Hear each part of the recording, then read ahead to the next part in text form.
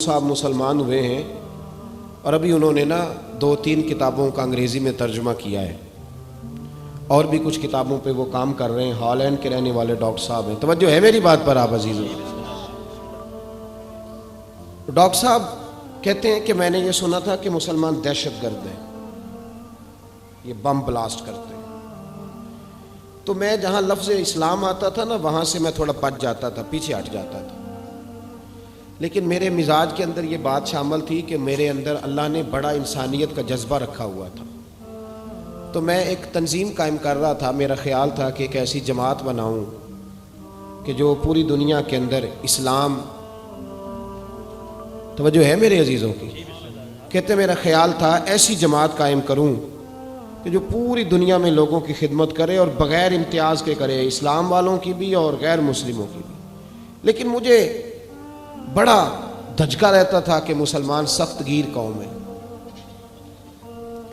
میں نے بہت ساری جماعتوں کا منشور اور دستور منگایا اور میں نے کہا میں اپنی جماعت کا دستور لکھوں گا تو پہلے ذرا سارا میں مطالعہ کر لوں. ڈاکٹروں کا ٹیبل ہوتا ہے, اس کے اوپر نا شیشہ لگا ہوتا ہے, نیچے وہ جو چیز ضروری ہوتی ہے وہ رکھ لیتے. کہتے ہیں کہ مصر کے مولانا صاحب آئے ہوئے تھے ہالینڈ کے دورے پر, اچھی انگریزی جانتے تھے تو کسی وجہ سے علیل ہو گئے. میرے پاس وہ آئے اور انہوں نے دیکھا کہ میں انسانی حقوق پر کچھ لکھ رہا ہوں, کام کر رہا ہوں. تو وہ دیکھ کر کے مجھے کہنے لگے کہ ڈاکٹر صاحب آپ کوئی تنظیم قائم کر رہے ہیں؟ میں نے کہا ہاں. تو کہتے انہوں نے ہلکا سا ٹچ دیا, زور نہیں دیا, اور ویسے بھی جو ہلکی بات ہوتی ہے وہ ذرا دل میں جلدی بیٹھ جاتی ہے. کہتے ہیں ہلکا سا ٹچ دیا, کہنے لگے اگر کبھی موقع ملے تو میرے نبی پاک کی بھی سیرت پڑھ کے دیکھیں, بس ہلکی سی بات. اور وہ جملہ چھوڑ گئے. اعلیٰ حضرت فاضل بریلوی علیہ رحمہ نے لکھا ہے ضروری نہیں کہ تم جو کہہ رہے ہو وہ منوا کے اٹھو, لیکن میسج ضرور چھوڑ دیا کرو. جب انسان کے ذہن میں بات ہوتی ہے نا, یہاں سٹاک ہوتا ہے جب بات کا, تو جب وہ کام کرنے لگتا ہے تو ایک دفعہ وہ بات سامنے ضرور آتی ہے. کہہ دیا کرو. انہوں نے کہہ دیا کہ ڈاکٹر صاحب ایک دفعہ حضور کی سیرت بھی پڑھ لیں. کہتے ہیں میرے ذہن میں بات بیٹھ گئی. مصروف آدمی تھا, زیادہ تو نہیں میں مطالعہ کر سکتا تھا, لیکن میں نے ایک دن 10 منٹ گھر میں ملے تھے تو میں کمپیوٹر پہ بیٹھا اور میں نے کہا کہ انگریزی میں جو کتابیں حضور سید عالم صلی اللہ علیہ وسلم کی سیرت کی ہیں ان کو ذرا دیکھتا ہوں. تو فرماتے ہیں کہ میں نے نیٹ پہ سرچ کیا, پہلی حدیث آئی اور میں کلمہ پڑھ کے مسلمان ہو گیا. حدیث کہاں ہے؟ سبل الہدی والرشاد میں بھی ہے, کنز العمال میں بھی ہے, مسند احمد میں بھی ہے, ابن اسحاق میں بھی ہے, ابن اشام میں بھی ہے, اور شاید سیرت کی تمام کتابوں میں آپ کو روایت مل جائے. نبی پاک صلی اللہ تعالیٰ علیہ وسلم کی حدیث اور روایت کرتے ہیں حضرت سلمان فارسی رضی اللہ تعالیٰ عنہ, اور ساتھ ہیں سیدنا بلال حبشی رضی اللہ تعالیٰ عنہ. فرماتے ہیں ہم نہ گھر سے نکلے, حضور نے فرمایا ذرا جلدی چلو ایک ضروری کام ہے. فرماتے ہیں بڑی تیزی کے ساتھ آج روٹین سے ہٹ کر محبوب نے تیز تیز قدم مبارک اٹھائے, تیز تیز. اور فرماتے ہیں ایک گلی ہم نے کراس کی, دوسری گلی میں جو پہنچے تو پھٹے پرانے کپڑے, سادی سی بی بی, اور حالت بتاتی تھی کہ بیچاری کسی غریب گھر کی ہے. وہ سڑک پہ کھڑی تھی اور رو رہی تھی. میرے کریم رسول نے فرمایا بلال اسے پوچھو کیا مسئلہ ہے, کیوں روتی ہے؟ تو حضرت سلمان عرض کرتے ہیں میں نے کہا حضور میں پوچھ لیتا ہوں, آپ جائیے, کام بڑا ضروری ہے جو نکلیں, میں معلومات کرتا ہوں. تو محبوب نے فرمایا نہیں, اس کے آنسو پوچھنے سے ضروری کوئی کام بھی نہیں, پہلے اس کی داد رسی ہوگی, اسے پہلے پوچھا جائے گا. روتے نہیں رہتے لوگ گھروں میں, لوگ گزر نہیں جاتے چپ کر کے, کتنے لوگ تڑپتے ہیں, کون احساس کرتا ہے. نبی پاک سید عالم صلی اللہ علیہ وسلم رکے اور اس خاتون سے پوچھا کیا بات ہے؟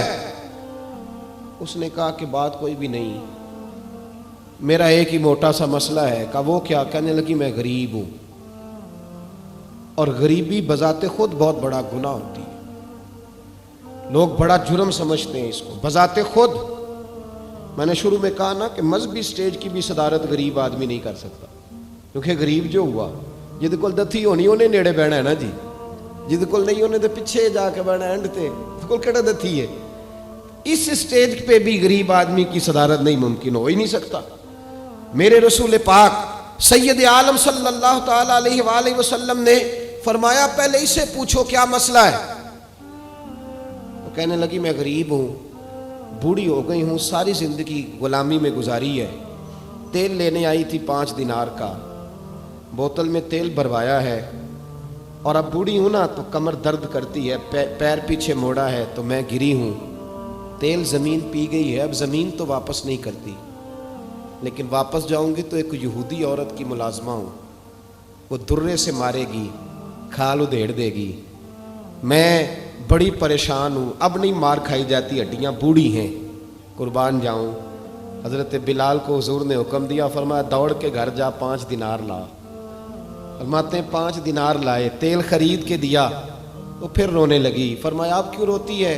اس نے کہا بتایا نا غریب ہوں, غریب کا جرم کوئی نہیں ہوتا, لیکن پیس دیا جاتا ہے, پھر بھی مار تو اب بھی پڑے گی, اب کیوں پڑے گی؟ تو عرض کرنے لگی محبوبہ مار اس لیے پڑے گی کہ دیر سے کیوں آئی ہے. تو میرے کریم رسول اور وہ بی بی حضور ابھی آئے ہیں مدینہ طیبہ. امام یوسف صالحی فرماتے ہیں ابھی آئے تھے حضور, سبل الہدی والرشاد کے مصنف کہتے ہیں ابھی آئے تھے نبی پاک, وہ جانتی بھی نہیں تھی. تو سید عالم صلی اللہ تعالی علیہ وسلم نے فرمایا اچھا مار پڑے گی؟ کہا ہاں.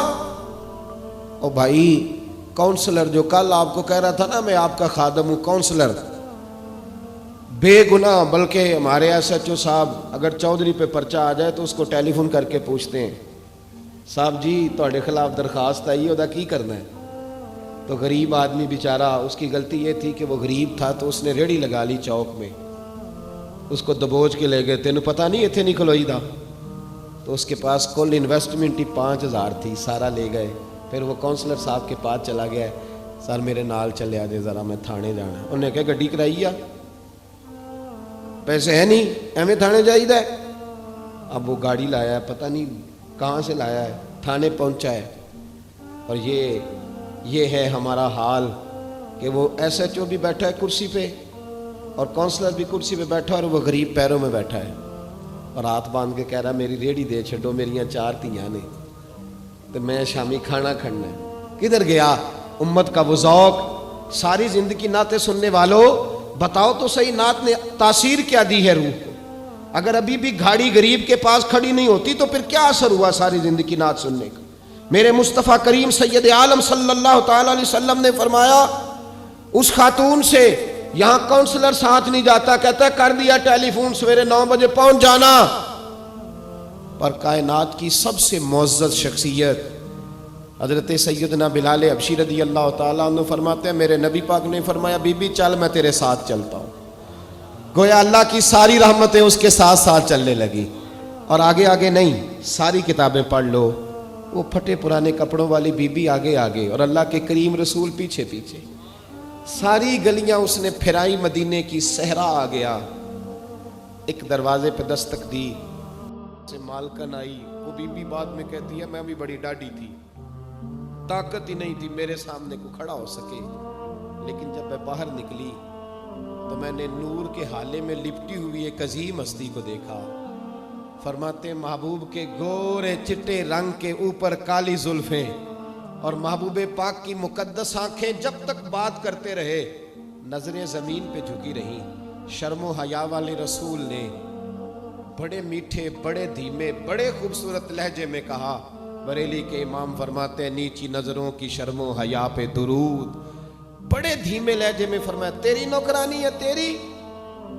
عورت کہتی ہے میں تو حضور کے جلووں میں محو ہو گئی کہ سادگی میں اتنا حسن میں نے دیکھا ہی نہیں, تیری نوکرانی ہے. کہا ہاں. تو میرے محبوب نے فرمایا بیچاری کی غلطی کوئی نہیں, اسے مارنا نا, اس سے تیل گر گیا تھا, نیا خریدتے دیر ہو گئی, رو رہی تھی تو میں سفارش کرنے آیا ہوں.